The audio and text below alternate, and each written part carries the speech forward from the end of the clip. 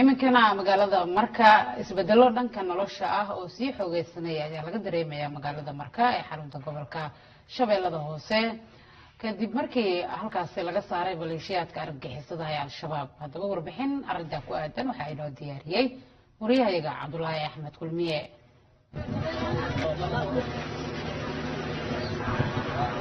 xaalado adag baa isu rogay dhowr toddobaad gudihiisa kuwa deegaan waxa isu soo baxay dadweyne oo bilaabay dhaqdhaqaaq isu socod xorriyad leh oo ay ka muuqato deeganaansho nabadgelyo iyo xasilooni ay ka jirto magaalada Marka ee caasimadda Shabeellada Hoose.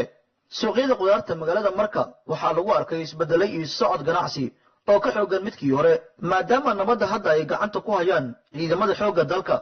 shacabka magaalada Marka ayaa aaminsan in culayska ugu badan ay kala kulmi jireen dagaal beeleedyadii hore ee xilligii kooxda nabadiidka ee caadaysay daadinta dhiigga shacabka Soomaaliyeed ee al-shabaab ay joogeen magaalada Marka. laakiin hadda kalsooni ay shacabka raali ka yihiin ayaa ka jirta magaalada.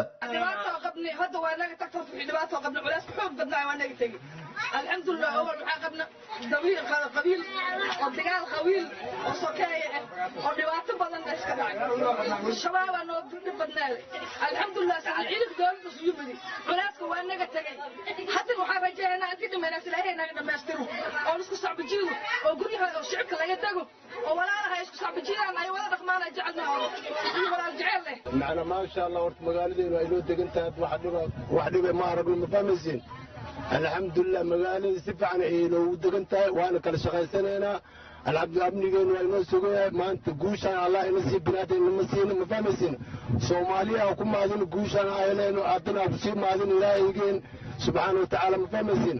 dhalinyarada magaalada Marka ayaa bilaabay inay dib ugu laabtaan goobaha damaashaadka iyo xeebaha ay kubadda cagta ku ciyaaraan. tani waa fariin nabadeed oo ah in Marka cusub ay noqotay si ay u soo ceshato maqaamka ay dalka ku lahayd. waa isbeddel nololeed oo halkaas ka bilowday. Cabdullaahi Axmed Kulmiye, warbaahinta qaranka Soomaaliyeed, Muqdisho.